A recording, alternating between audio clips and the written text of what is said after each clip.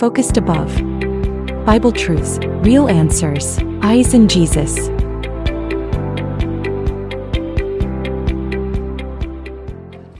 Praise the Lord!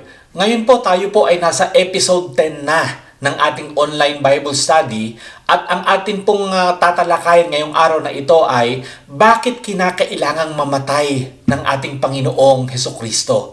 Alam ho ninyo, ang kamatayan at muling pagkabuhay ho ng ating Panginoong Hesus ang naging sentro ng Kristyanismo. Hindi ho ba? Ito ho ay humubog din sa kasaysayan at nagbago ng buhay ng tao na parang walang ibang pangyayari ang nakagawa. Tanging ang pagkamatay at muling pagkabuhay ng ating Panginoong Hesus lamang. Napag-aralan na ho natin sa ating mga nakaraang Bible studies na ang ating Panginoong Hesukristo ay namatay sa krus upang gawing available ang kapatawaran ng mga kasalanan para sa lahat. Ngunit may isang tanong ho na kailangan ho nating harapin. Isang tanong ho na iniisip ng marami, ngunit hindi laging naitatanong. Bakit nga ba kinakailangan pang mamatay ng ating Panginoong Hesus in the first place? Talaga bang kinakailangan iyon? Wala ho kayang ibang paraan o wala ho kayang ibang option? Hindi ho ba pwedeng ang Diyos ay magpatawad na lang at sabihin, okay Joey, pinapatawad na kita, hindi na ho kinakailangan magkaroon ng sakripisyo? And another thing po, total ho, tayong lahat ay mamamatay. Hindi ba ayon ho sa salita ng Diyos, ang kabayaran daw po ng kasalanan ay kamatayan? Eh di pag namatay tayo, bayad na yung ating kasalanan, hindi ho ba? Bakit kinakailangan pa ng Diyos ng isang napakabigat na kapalit tulad ho ng kamatayan ng kanyang sariling anak? Eh mamamatay rin naman tayo. Hindi ho ba matatapos doon ang pagbabayad ng ating mga kasalanan? O kaya ho, bakit ho kaya hindi nagpadala na lang ang Diyos ng isang anghel at kinakailangan ang Panginoong Hesukristo pa ang mamatay sa krus? Bakit ho hindi na lang siya lumikha ng panibagong perpektong tao tulad ho ni Adan? Hindi ho ba? At saka ho, bakit parang napaka-extreme ng pangyayaring ito? Para hong isang kwentong puno ng matitinding drama at pagdurusa. Para hong nanonood tayo ng telenovela. Ito ho ang sinasabi ho ng iba. Alam ho ninyo mga kapatid, ang mga ito ho ay hindi mga maling tanong.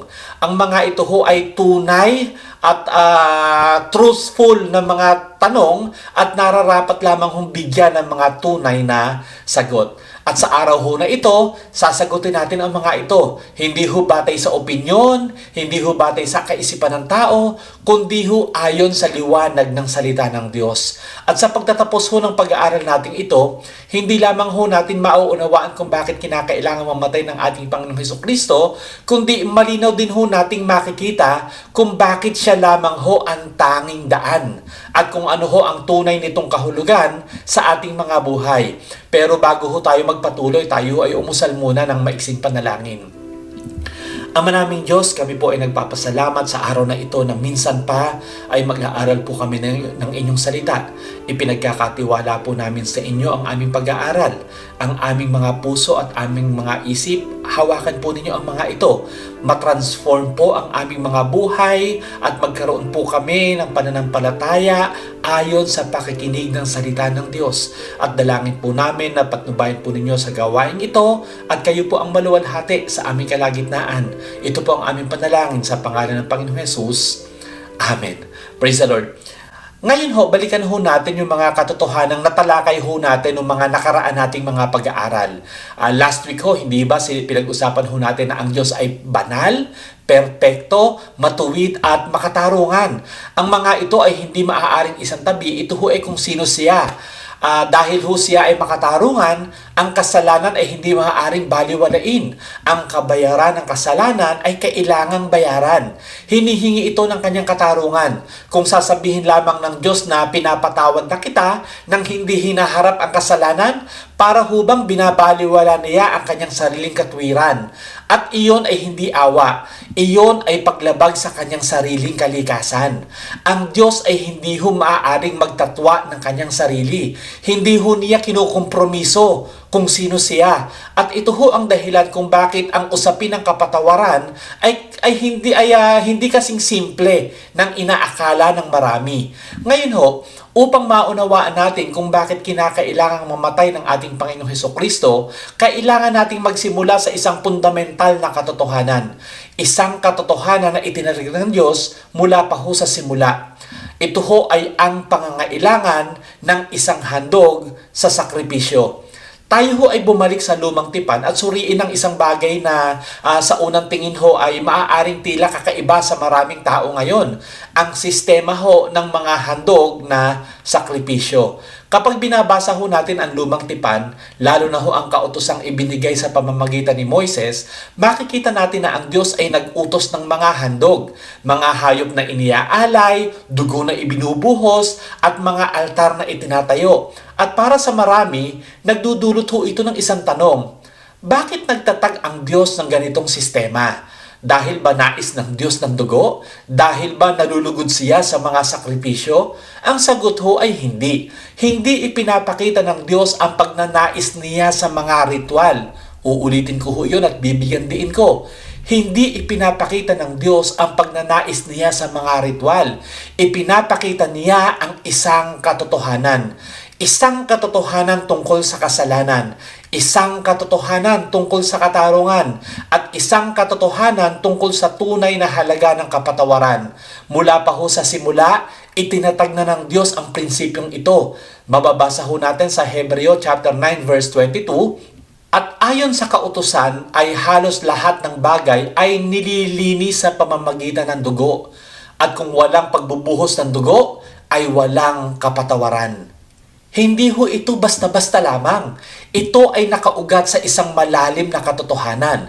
Ayon po sa aklat ng Levitico chapter 17 verse 11, sapagkat ang buhay ng laman ay nasa dugo, at ibinigay ko iyon sa inyo sa ibabaw ng dambana upang ipantubos sa inyong mga kaluluwa.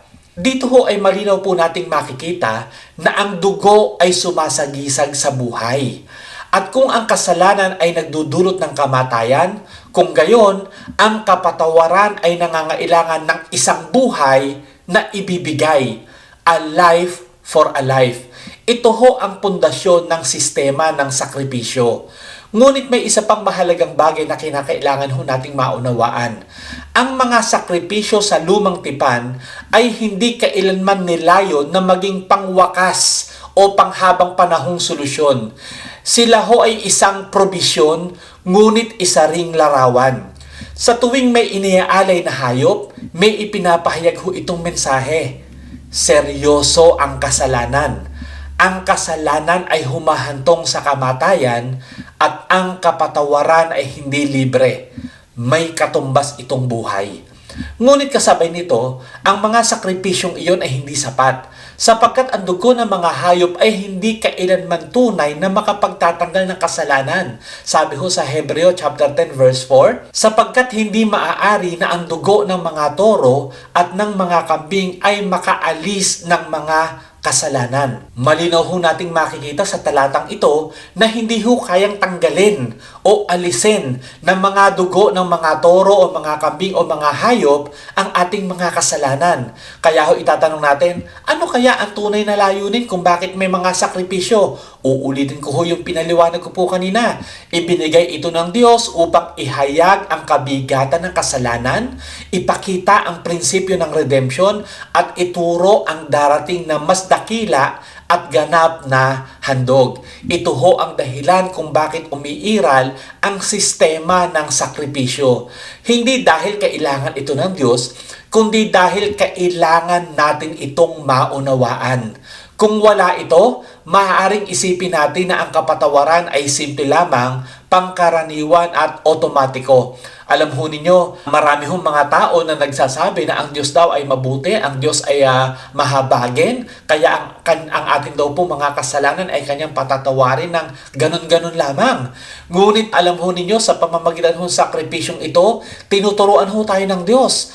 Ang kasalanan ay nagdudulot ng kamatayan at ang kapatawaran ay nangangailangan ng kapalit.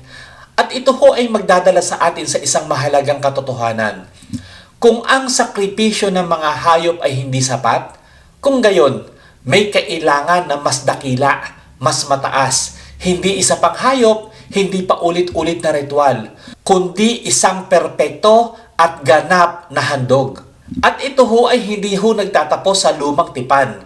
Ito ho ay nagpo-point lang o nagtuturo po sa hinaharap. Tumutukoy ho ito sa isang pangyayari in the future na kung saan ang sakripisyong iyon ay magiging perfect, magiging ganap. At ito ngayon ho ang magdadala sa atin sa susunod na tanong na kailangan ho nating sagutin. Kung kinakailangan ng isang sakripisyo, bakit hindi maging kahit sino na lang? Bakit kailangan si Jesus pa? Hindi ho ba pwedeng isang anghel na lang ang magsakripisyo? Bakit ho hindi pwedeng ibang tao? Hindi kaya ho pwedeng ang Diyos ay lumikha na lang ng panibagong perpektong tao na katulad ni Adan at siya ho ang gawing handog? Sa unang tingin ho, maaaring mukhang makatwiran ang ganito ho mga option, hindi ho ba? Pero kapag ho ito ay masusi nating sinuri, makikita ho natin na wala sa mga ito ang tunay na makalulutas ng problema. Una ho, isaalang-alang ho natin ito. Ang kasalanan ay ginawa ng tao. Kaya ho ang magbabayad dapat ay kumakatawan sa tao. Ito ho ang dahilan kung bakit ang mga hayop ay hindi ho magiging ganap na solusyon. Hindi ho nila tayo kayang i-represent o katawanin. At sa parehong paraan, ang mga anghel ay hindi rin ho maaaring kumatawan sa sangkatauhan. Well, ang mga anghel ho ay ibang uri ng nilalang. Hindi ho sila tao. Hindi sila nagkasala ho sa pamamagitan ni Adan. Hindi sila ang kumakatawan sa atin. Kaya kahit mag-alay pa ang isang anghel ng kanyang sarili, hindi ho ito magiging ganap na handog. Hindi nito matutugunan ang kinakailangan na representasyon ng mga tao. Ngayon naman ho, isaalang-alang ho natin ang isa pang posibilidad. Paano kung lumikha ang Diyos ng isa pang perpektong tao? Isang katulad ni Adan bago siya nagkasala. Malulutas ba nito ang problema? Ang sagot ho ay hindi pa rin. Dahil kahit pa siya ay walang kasalanan, siya ay tao pa rin. At narito ho ang problema. Ang kabayaran ng kasalanan ay hindi maliit. Ang kasalanan ay laban sa isang banal at walang hanggang Diyos. Kaya ho ang bigat ng kasalanan iyon ay may walang hanggang kaparusahan. Walang simpleng buhay ng tao, kahit gaano pa ito kaperpekto, ang makasasapat upang bayaran ang ganoong uri ng hatol. Hindi niya kayang dalhin ang kasalanan ng buong mundo. Isipin ho natin mga kapatid, ang kailangan hong maging tagapagligtas ay kaya mag-represent sa tao at kaya ring mag-represent sa Diyos. Ang tanong ho, sino ang magre-represent sa atin na tunay na tao at tunay na Diyos? Maliwanag ho mga kapatid yun. Una, kailangan siya ay tunay na tao upang tayo ay mai-represent. Pangalawa, ang kanyang buhay ay dapat na may walang hanggang halaga upang lubos na matugunan ang katarungan ng Diyos. At dito ho mabibigo lahat ng ibang mga option. Walang anghel na karapat-dapat, walang nilikhang tao ang sapat. Iisa lamang ang tumutugon sa dalawang kondisyong ito. Ngayon naman ho, balikan muna natin ang sistema ng mga sakripisyo sapagkat ito rin ho yung magtuturo ng isang napakahalagang bagay tungkol sa uri ng handog na tatanggapin ho at tinatanggap ng Diyos. Sa lumang tipan, ang iniaalay ay hindi basta anumang hayop. Ito ay kailangang walang kapintasan, walang depekto, walang dungis, unblemished, hindi ho ba? Kailangan itong malinis, dalisay at katanggap-tanggap sa Diyos. Hindi lamang ho ito isang utos, ito ho ay isang pahayag. Ipinapakita ho nito na ang handog para sa kasalanan ay kailangang perpekto. Kasabay ho nito, ang layunin ng sakripisyo sa lumang tipan sa pamamagitan ng mga hayop ay takpan lang ho ang kasalanan. Hindi ho nito inaalis ang kasalanan. Ito ho ay pansamantalang pagtatakip lamang sa mga kasalanan, kaya kailangan ho itong ulit-ulitin. Ngunit pagdating ho natin sa bagong tipan, nagbago ho ang lahat. Nang makita ho ni Juan Bautista ang ating Panginoong Hesus, mababasa ho natin sa Juan chapter 1 verse 29, narito ang kordero ng Diyos na nag-aalis ng kasalanan ng sanlibutan. Pansinin ho ninyo yung kaibahan. Narito ang kordero ng Diyos na nag-aalis. Hindi ho nagtatakip ng kasalanan, inaalis. Ang ating Panginoong Hesukristo ang katuparan ng lahat ng itinuturo ng sistema ng mga sakripisyo. Una ho, siya ho ay walang kasalanan. Nabuhay ho siya ng perpektong buhay, walang kasalanan, walang dungis, lubos na katanggap-tanggap sa Diyos. Pangalawa ho, hindi lamang ho niya tinatagpian o tinatakpan ang kasalanan. Inaalis ho niya ito. Hindi ho ito pansamantala, ito po ay ganap. Amen? Ito ho ang dahilan kung bakit ang kanyang handog ay panghabang panahon. Sabi ho sa English, once and for all. Hindi na ho ito kailangang ulitin pa. Alam ho ninyo, ang mga sakripisyo sa lumang tipan, ito ho ay nagtuturo lamang. Ano ho? Nagtuturo lamang ito ng mangyayari sa bagong tipan at ang Panginoong Hesukristo ang tumupad nito. At ngayon ho, malinaw na ho ang larawan. Ang sistema ng mga sakripisyo ay matagal nang naghahanda sa atin. Inihahanda tayo nito upang maunawaan kung anong uri ng tagapagligtas ang ating kailangan. Hindi lamang ho kapalit, kundi isang perpektong kapalit. Hindi lamang ho pantakip, kundi ganap na pag-aalis ng kasalanan. Amen po? Ngayon ho, pumunta ho tayo kung ano po ang nangyari sa krus. Matapos ho nating maunawaan na kung bakit ho kinakailangan ng isang sakripisyo at kung bakit ho ang ating Panginoon Hesus lamang ang karapat-dapat, narito ho tayo uli sa isa pang tanong. Ano ba talaga ang nangyari sa krus? Alam ho ninyo, marami ho mga tao ang nakikita lamang ang krus mula sa panlabas na anyo. Nakikita ho nila ang pisikal na pagdurusa, ang dugo, ang mga pako, ang koronang tinik, ang pagkakapako sa krus o ang krus mismo. At bagamat lahat ng iyon ay totoo, hindi ho iyon ang buong larawan, hindi ho iyon ang buong picture. Ang nangyari sa krus ay higit na mas malalim kaysa pisikal na sakit.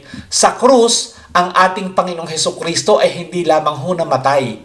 Dinala niya ang ating mga kasalanan. Hindi ang kanyang sariling kasalanan, kundi ang ating mga kasalanan. Sabi ho sa aklat na 2 Korinto chapter 5 verse 21, yaong hindi nakakilala ng kasalanan ay ginawa niyang kasalanan dahil sa atin upang tayo'y maging katwiran ng Diyos sa Kanya. Ano po ang ibig sabihin ng talatang ito na ang ating Panginoong Hesus ay ginawang kasalanan? Ang ibig sabihin po nito, sa krus ng Kalbaryo, ang ating mga kasalanan ay ipinatong sa ating Panginoong Hesukristo. Bawat paghihimagsik, bawat pagtalikod sa Diyos, bawat pagtanggi sa Diyos, bawat kasalanang ginawa ng sangkatauhan, ipinapasan sa ating Panginoong Hesukristo. Ngunit hindi ho doon ito natatapos, sapagkat kung ang kasalanan ay ipinatong sa Kanya, ang hatol ng kasalanan ay ipinatong din ho sa ating Panginoon. Hindi ho binaliwala ng Diyos ang kasalanan. Hinusgahan ho niya ang kasalanan. Ngunit sa halip ho na tayo ang hatulan, hinatulan ho niya ang ating Panginoong Hesukristo alang-alang sa atin. Sabi ho ng aklat ng Isaiah chapter 53 verse 5, siya ay nasugatan dahil sa ating mga pagsalansang. Siya ay nabugbog dahil sa ating mga kasamaan. Mga kapatid, ang nangyari ho sa krus ng Kalbaryo ay hindi lamang pagdurusa. Ito ho ay pagtubos, redemption. Binayaran ng ating Panginoong Hesus ang kabayaran at kaparusahan ng ating mga kasalanan at tinubos ho tayo sa pamamagitan ng kanyang sariling dugo. Ibig sabihin po, sa pamamagitan ng kanyang buhay. Ibinigay niya ang kanyang buhay upang tayo ay magkaroon ng buhay na walang hanggan. I will be forever grateful sa ating Panginoong Hesukristo sa sakripisyong ginawa niya sa krus ng Kalbaryo. Ngayon ho ay malinaw na ho ito sa atin. Ang ating Panginoong Hesus ay hindi lamang namatay sa pisikal na paraan. Dinala ho niya ang buong consequences ng ating mga kasalanan. Ang hatol, ang kaparusahan, ang kabayaran, ang bigat, lahat ng iyon pinasan ho ng ating Panginoong Hesukristo. Ito ho ang dahilan kung bakit ho sapat ang kanyang kamatayan. Sapagkat ang dapat ho sana nating pagdusahan sa eternity, dinala na ho ng ating Panginoong Hesus sa krus ng Kalbaryo at hindi lang ho niya basta dinala, doon ho ay tinapos ng ating Panginoong Hesukristo ang kaparusahan sa ating mga kasalanan. Ayon po sa Juan chapter 19 verse 30, naganap na. Hindi ho sinabi doon na nagsisimula pa lamang. Hindi ho sinabi na babahagya lamang o kaya unti-unti. Ang sinabi ho doon, tapos na. Ganap na ang kabayaran, tinanggap ang handog, nabuksan ang daan. Kaya ho kapag tinitingnan natin ang krus, dapat ho hindi lamang natin nakikita ang isang taong nagdurusa.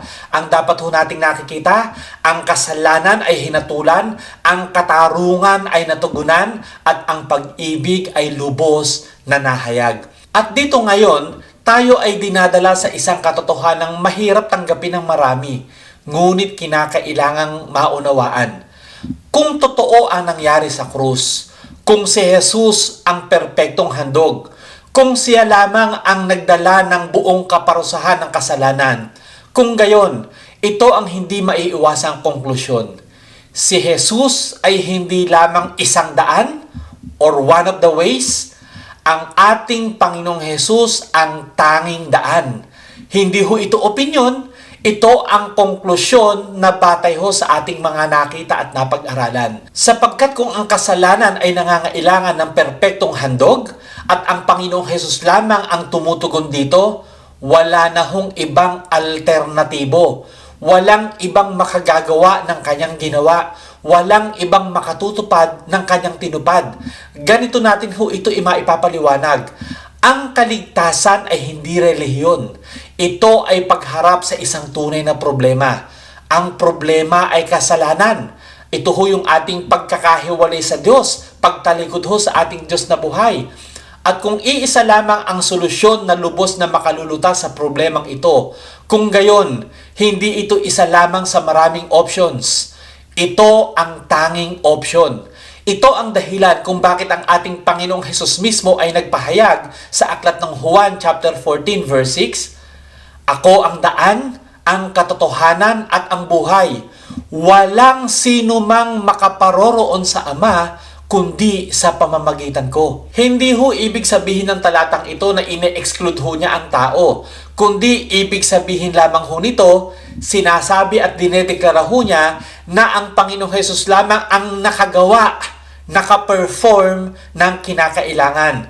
Kung hindi namatay ang ating Panginoong Hesus sa krus ng Kalbaryo, hindi tayo maliligtas mula sa ikalawang kamatayan sa dagat-dagatang apoy. Walang kapatawaran ng ating mga kasalanan. Walang reconciliation, walang muling pakikipagkasundo sa Diyos, at walang daang pabalik sa ating Diyos. Sapagkat ang problema ng kasalanan ay mananatiling hindi nalulutas. Ang katarungan ng Diyos ay patuloy na hihingi ng kabayaran. Ang kanyang katwiran ay patuloy na mangangailangan ng hatol. At tayo, bilang mga makasalanan, ay walang kakayanang matugunan ang mga ito. Walang ibang paraan, mga kapatid, sapagkat ang Panginoong Hesus lamang ang tumugon sa lahat ng kinakailangan. Ang ating Panginoong Hesus lamang ang tunay na Diyos at tunay na tao. Siya lamang ang namuhay ng perpektong buhay. Siya lamang ang karapat-dapat na maging walang dungis na handog. Siya lamang ang nagdala ng buong bigat ng kaparusahan ng ating mga kasalanan. At siya lamang ang muling nabuhay bilang patunay na ang kabayaran ay ganap na. Ang ating Panginoong Hesus ang kordero ng Diyos na nag-aalis ng kasalanan ng sanlibutan. Uulitin ko ho, hindi tinatakpan, inaalis, hindi pansamantala, hindi pa ulit-ulit, isang beses lang, ito ay ganap. Kung wala ang kanyang sakripisyo, mananatiling hindi natutugunan ang katarungan ng Diyos. Hindi matutupad ang kanyang katwiran at magiging imposible ang kaligtasan. Walang tulay na mamamagitan sa tao at sa Diyos. Walang kapatawarang naaayon sa katarungan ng Diyos at walang pag-asa lagpas sa hatol ng Diyos. Kaya kapag sinasabi ho natin si Jesus ang tanging daan, hindi tayo gumagawa ng makitid na pahayag. Ipinapahayag natin ang nag-iisang solusyon na tunay na gumagana at may epekto. At nangangahulugan din ito na bagamat ang pagbabalik loob sa Diyos at pananampalataya ay nagiging daan upang ang isang tao ay maituring na matuwid sa paningin ng Panginoon, ang ganap na kapatawaran, ang tunay na pag-aalis ng kasalanan ay naging posible lamang dahil namatay ang ating Panginoong Hesus sa krus ng Kalbaryo. Alam ho ninyo, maging yung mga Old Testament saints, sila Abraham, sila Haring David, sila Moises, sila Joseph the Dreamer, bagamat sila ho ay sumampalataya sa Diyos at itinuring na matuwid, sila ho ay hindi maliligtas kung walang sakripisyo ng ating Panginoong Hesukristo. Ang kanilang pananampalataya ay nakatingin sa darating na gagawin ng Diyos at ang ating pananampalataya ay nakatingin sa Kanyang ginawa na. Ngunit sa parehong pagkakataon, ang kaligtasan ay nagiging posible lamang sa pamamagitan ng kamatayan ng ating Panginoong Hesukristo. Kaya ito ho yung aking sinasabi sa inyo Kapag ka ikaw ay gumawa na ng desisyon na magbalik loob sa Diyos, nanampalataya ka sa ating Panginoong Hesus, lumapit ka sa ating Diyos na buhay at humingi ka ng tawad. Sinabi mo, Panginoon, simula sa araw na ito, ako ay magbabalik loob na po sa iyo at isinusuko ko na ang buhay ko sa aking Panginoong Hesukristo. Ang tanong ko ho sa inyo ano ang assurance na ikaw ay tatanggapin ng Diyos? Ito ho ang kukumpleto doon sa puzzle. Ang ating Panginoong Hesus ay namatay sa krus ng Kalbaryo at ang kapatawaran ng kasalanan ay ginawang available sa lahat ng mga tao. At ang sabi ng John 3:16, ang sino mang manampalataya, ang sino mang tao na magdesisyon na magbalik loob sa Diyos sa pamamagitan ng pananampalataya sa ating Panginoong Hesukristo, pag siya ay lumapit sa Diyos, siya ay tatanggapin ng Diyos sapagkat ang kapatawaran ng kasalanan ay nagkaroon dahil sa sakripisyo ng ating Panginoong Hesukristo. Ito mga kapatid ang dahilan kung bakit kinakailangan ang ating Panginoong Hesus ay magsakripisyo ng kanyang buhay sa krus ng Kalbaryo. At sa atin pong conclusion, ngayon po na nakita na po natin ang buong larawan. Dalangin ko ho na ito ay inyong naunawa na kung bakit ho ang ating Panginoong Hesus ay kinakailangang mamatay sa krus ng Kalbaryo. At ang dalangin ko ho, hindi lamang ho ito ninyo maunawaan bilang isang scholarly understanding. Nais ko po at ang akin pong panalangin na ang pagkaunawang ito ay magbunga ng mas malalim. Isang nabagong buhay, transformed life, isang binagong espiritu, renewed spirit, regenerated spirit, at ang kaligtasan ng iyong kaluluwa at buhay na walang hanggan. Hindi ho namatay ang ating Panginoong Hesus upang magkaroon lang ho tayo ng religion. Hindi ho siya namatay upang matutunan lamang ho natin ang isang doktrina. Namatay ho ang ating Panginoong Hesukristo upang matanggap nating lahat ang kapatawaran ng ating mga kasalanan. Upang tayo ho ay maipagkasundo ho niya sa Diyos. Upang ang ating mga kasalanan ay mapatawad once and for all. Maalis. Upang tayo ho ay magkaroon ng buhay na walang hanggan.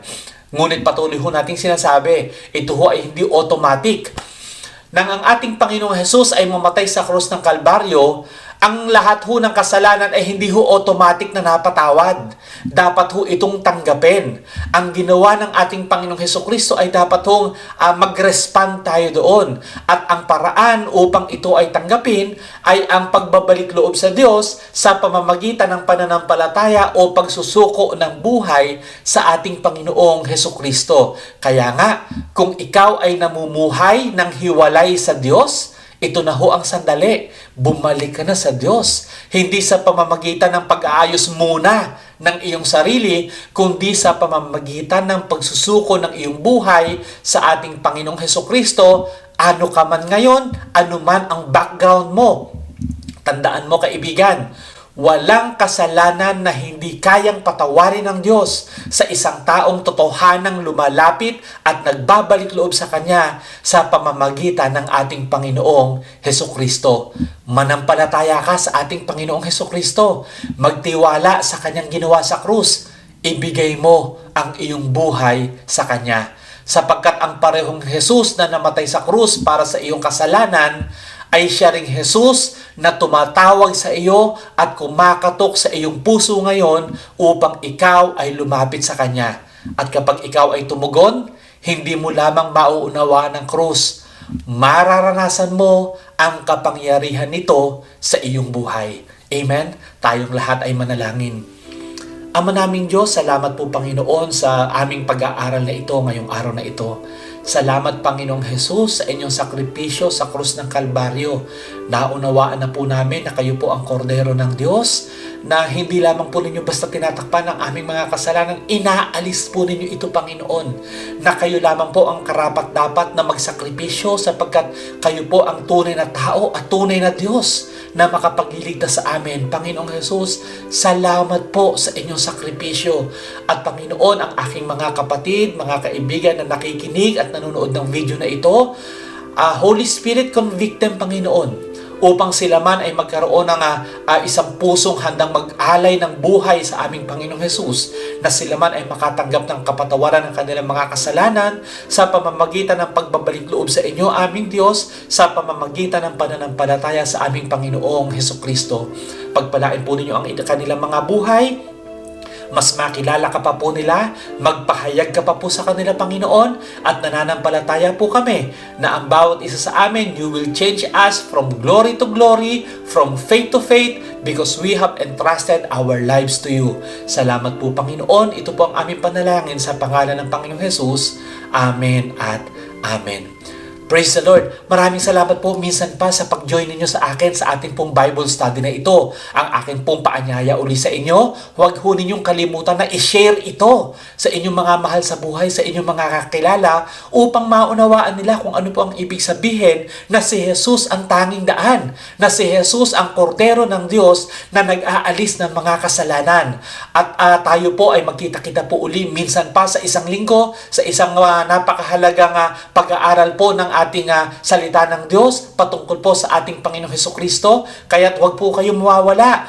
Kung loloobin po ng ating Panginoong Jesus, magkita-kita po tayo minsan pa, at nang tayo po ay lumalim sa pagkaunawa at sa pagkakilala sa ating Panginoong Hesukristo.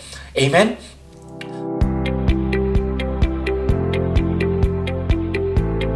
Focused above. Bible truths, real answers, eyes in Jesus.